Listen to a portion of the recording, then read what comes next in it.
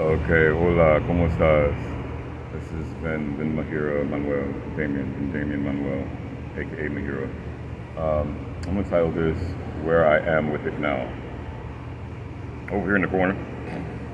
Um, so for years, I'm gonna go straight into it because I don't have that much time. I am still at work. I've been here all day. And this morning was the first morning that I watched Despierta America in a very long time. It might have been a year or so or more since I've really been able to just sit there and be there. Synchronicity, that's the word. Like, how do you say that in Spanish? I might have to look that up and put that as part of the title. Um, well, the reason I call it that is because, what do you know? The day that I began to look again, and yes, when I saw Señora Sacha, I was like, yeah, whatever it was is still there. I love her very much. And I confess, I mean, I have no desire to get all stupid about her being married and having a beautiful family and stuff like that. I mean, her husband is a blessed man. What I want to understand is who she is to me, because I love her like a sister. I don't know if she ever thinks about me anymore as a whatever I was to her, but she was very kind to me in the ethers and in reality. I mean, she liked a couple of my many letters I wrote to her. So let me help this be understandable. I'm forgetting this. Some of you have just come to the planet that I'm on and have no idea what I'm talking about. So I start at the beginning and make a long story as short as I can, and I might elaborate later if it seems like I should. But what happened was I left Secret Agent 23 Skidoo a year before they got a Grammy. We were touring. We were touring all over the country, and since then they've been to India and other places. But you know, we were living that dream, and I had that. I dreamed of. I was able to play music on the Lollapalooza stage. That was one of my dreams from when I was young. So that part is real, and that part has happened. Well, I did leave that stage under drastic circumstances. By now, I'm just going to be transparent.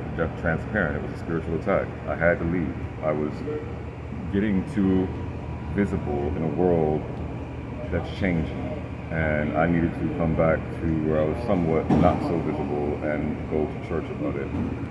All of that church counts, and it's been years, almost 12 now, if not more, 13 or 14 years now since I left Secret Agent 23 Skidoo.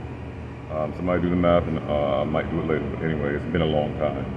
And so, all of that being said, I left that band with a pregnant fiance that, well, actually, by the time I left the band, she had the child. She had my child, Chloe. And Chloe doesn't know who I am. She had my child and basically took her from me and handed her to another man and made it very difficult for me to live, period. So I ran away and went to church. And when I was in High Point, I ended up in High Point a year or so later and discovered Senora Barbara Bermuda on Univision because I was going to Spanish churches. So like 3 years elapsed, and I was in Clinton, North Carolina, going to Spanish church 3 or 4 times a day, a week, sometimes twice a day if I could, and just really into it and really needing it, really needing it, and really feeling the Holy Spirit. So it was just something beyond anything I'd ever experienced before. The depth of my pain, the depth of my depression, the fact that God was touching me at least a little bit, and then exploded. I mean, my whole sense of self just surrendered to God, go to that church as much as you can, sing them songs, learn them songs. And I did for years and years and years. I've only recently stopped going to Spanish churches only because the motorcycle I had before this one broke down. And so for 2 months, like back in November, for 2 months I couldn't get up and down the road, so I just stopped going. I started going to a church here, ODE Church of Boston Town. And so I'm going to be faithful, I'm going to be loyal to them. I love them very much. They've shown me so much love in here.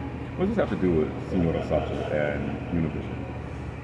Well, like I said, whenever I left the band, I was broken. I was completely broken. And it took a few years to get to the point where I was just not so broken, but still very broken.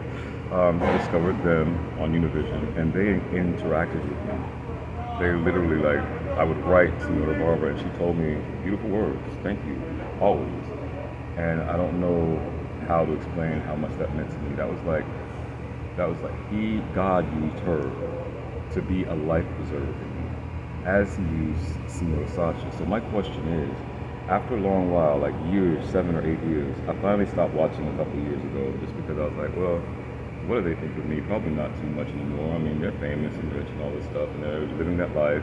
They're still very spiritual people, but I'm down here, like, really kind of grinding it down close to the pavement, and had gone through homelessness, had gone through, like, being hospitalized for the heaviness of my heart and mind.